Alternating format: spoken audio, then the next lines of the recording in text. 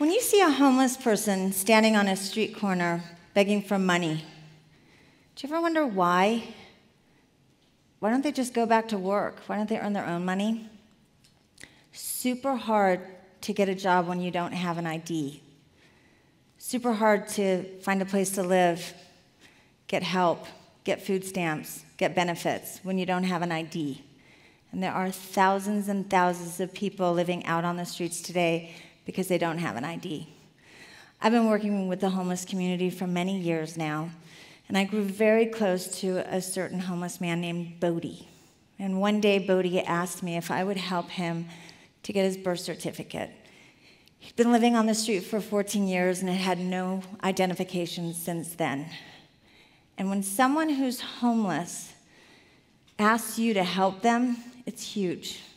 It means they trust you. And so when he asked, I said, absolutely. I'll do whatever is necessary to help you get your birth certificate. And that is where Bodie and I's story began. So Bodie came from California.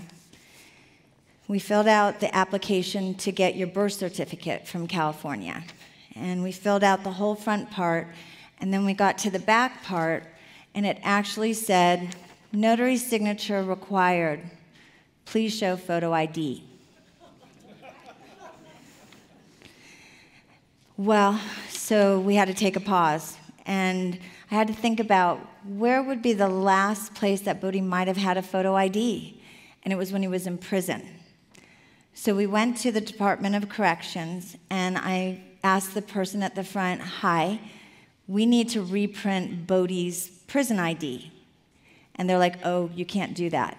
I said, there's no way to reprint an ID. He stayed here for 6 years. He's like, we have no way to print a prison ID.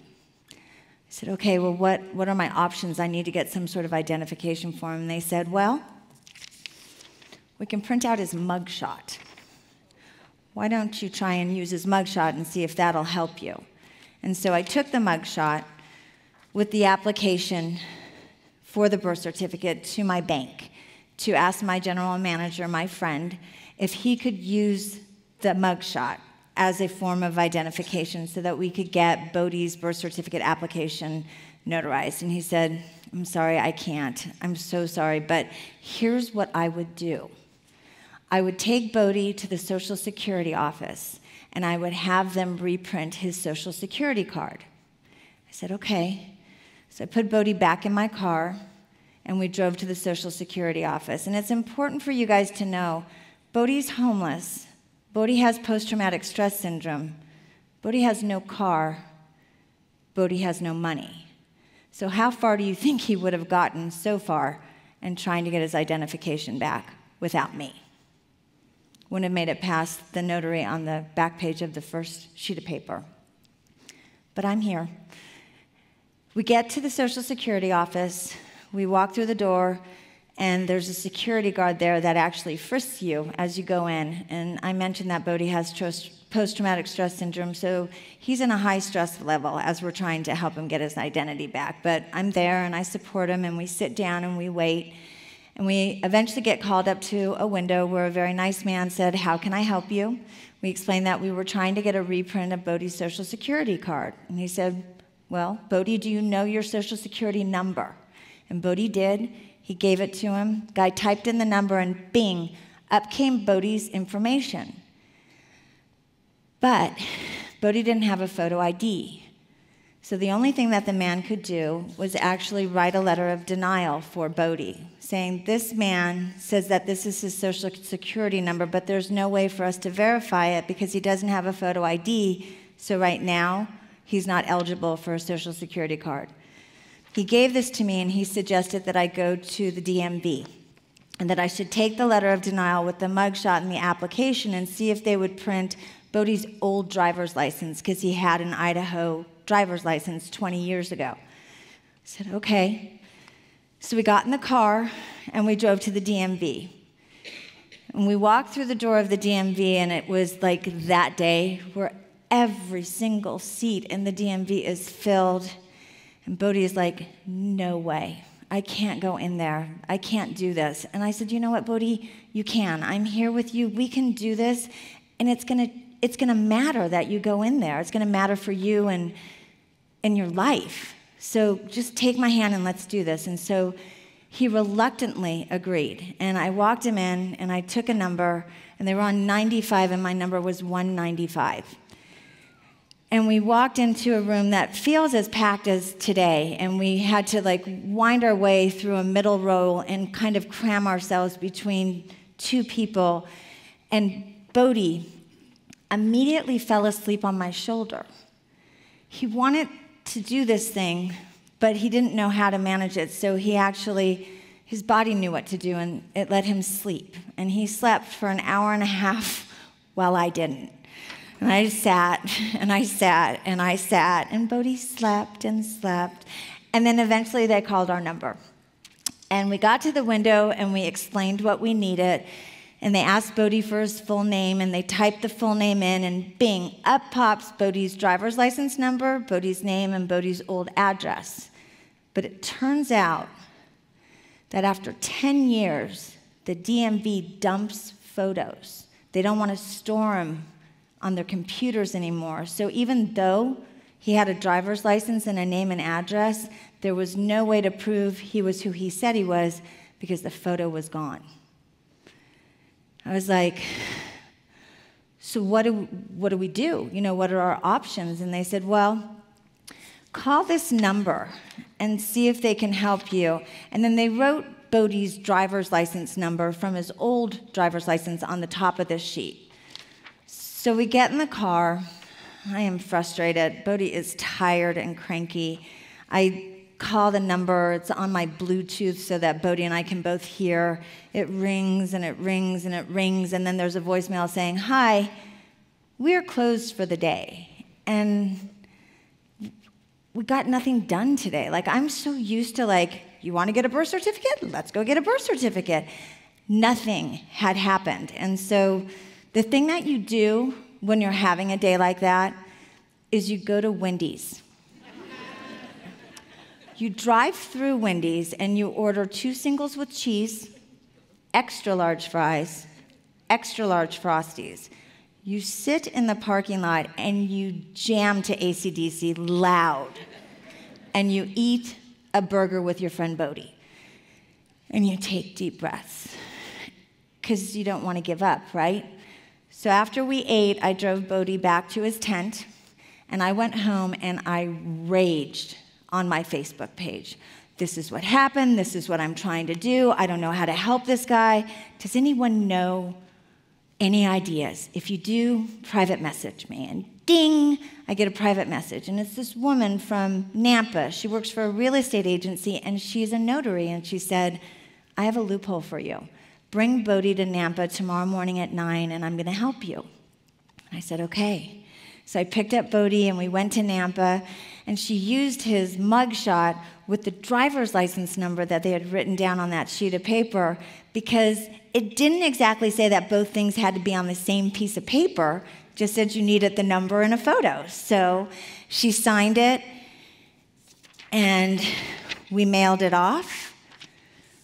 And after 14 years and 2 weeks, Bodhi got his birth certificate.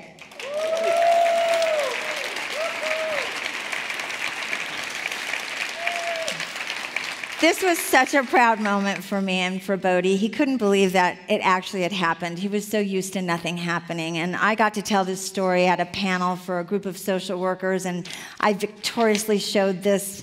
And there was the executive director from the Department of Corrections who saw me talk about this, and he picked me up by my armpits and hugged me and said, thank you for such great work. If you ever need anything, call me. And I said, okay. And then the next week, it was time to go get Bodhi his photo ID. And so I took Bodhi to the DMV with his birth certificate and his mugshot.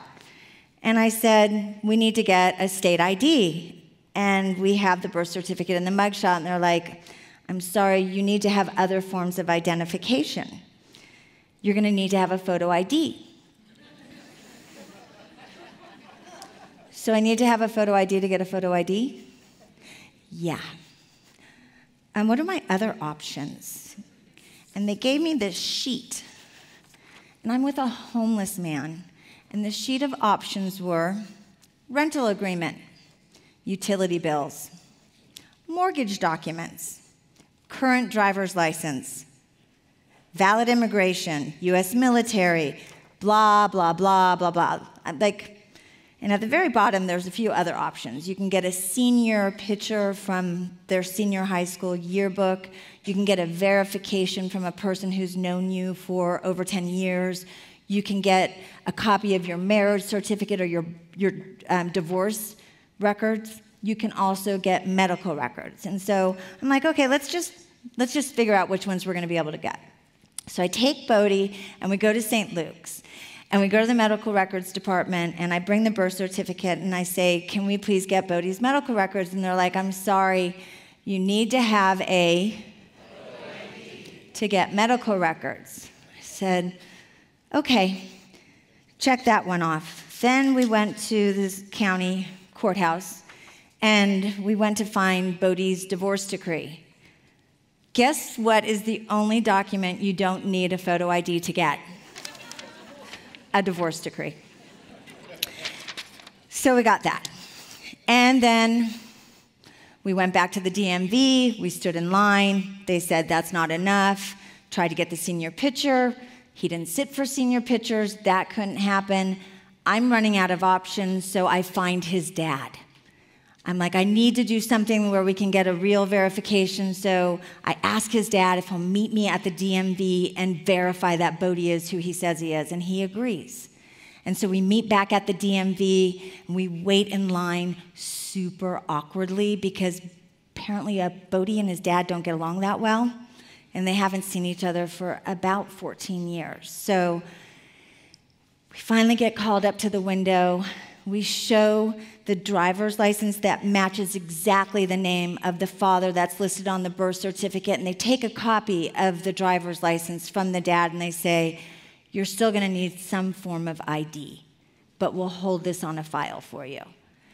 So I leave with Bodie, and at this point, I'm tired, and I'm frustrated, and I start crying, and I apologize to Bodie. I'm like, I'm sorry, I don't know how to do this, and he hugs me, and he pats me on the back, and he said, it's okay, don't worry, it's going to be okay. And I realized that Bodie wasn't frustrated because Bodie's so used to being told no. Bodie's so used to being disappointed. From where I came from in my childhood, with my family and my life, I was not used to being told no. I was not used to being disappointed, and I was not used to failing. And so he had to provide me the comfort. Well, we left, and I called the man that I'd met from the Department of Corrections, and I explained, we have tried everything. And he said, let me see what I can do for you. And he got in touch with his deputy director, and he said, let me go see if I can find an old file for Bodie.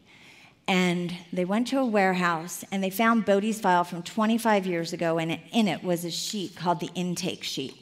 And on it was Bodie's photo, Bodie's height, his weight, his eye color, his tattoo markings, and his social security number.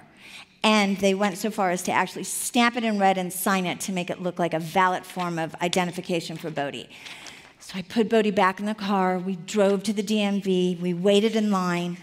I showed the woman, okay, I have the birth certificate, I have this intake form, we have this thing on file for his dad. Do you think this will be enough? And she said, let me go talk to my supervisor. She walked into this glassed office that's set off from like where the windows where you check in.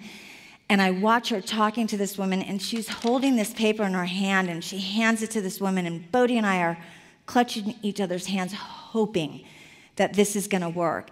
And we watch the heads moving and shaking, and then she hands the paper back. The woman comes back out, and she says, you know, this could work, but we're going to need to see proof of residency. I'm like, he's homeless. How do I do that? She's like, I don't know. You're going to have to find something that shows that Bodie lives in Idaho, or we can't help you. I take Bodie back home to his tent, and I go home, And at 11 o'clock that night, my phone rings, and it's Bodie. And he's like, oh my gosh, you are not going to believe this, but in my sleeping bag, at the bottom of it, I found this envelope that was addressed to me from the county court system for an old address when I lived in Idaho. Do you think this will work? And I'm like, I have no idea, but let's go try. And I picked him up at 9 o'clock on a Friday morning, and we got back in line at the DMV, and all the people working there were like, hey, Bodie, Jodi, how you doing? We wait in line, they call our number. It's the same woman from the day before. And we show her that we found this, and will this work? Is this enough? And she takes this, with the intake form, and she goes back to talk to the supervisor. And they're talking, and Bodie and I are holding hands again and sweating, waiting. She comes back out. She puts the papers down on the counter. And she says, Bodie, I'm going to need you to smile for the camera.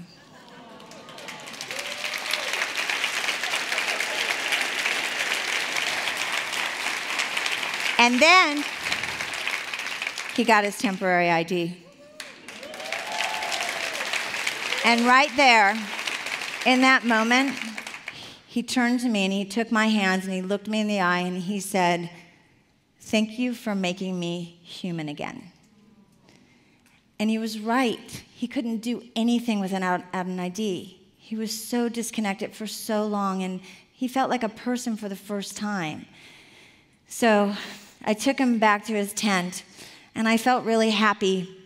And the next morning, Bodie called me, and he says, you're not going to believe this. I said, what? And he said, I got a job. I said, shut up! He said, no. He said, turns out the reason why he asked me to help him get his birth certificate was because he had been outside a day shelter and a man needed help moving a table. And the guy said, hey, could you help me? And Bodie said, yes. The guy said, thanks so much for your kindness and your help. Do you want a job? Bodie said, yeah. He said, do you have an ID? Bodie said, no. And he said, you get an ID and I'll give you a job. So we got Bodie's ID, and on Monday morning, I took Bodie lunch at his job, and he now works for a cement company with a driver's license, and he drives the work truck. And I tell you this story because we have to solve problems for these people. We have to understand what their why is. And I'm currently working on a solution of a pilot program so that this doesn't happen again. But for now, please wonder why these people are standing out on the street with a sign. Thank you.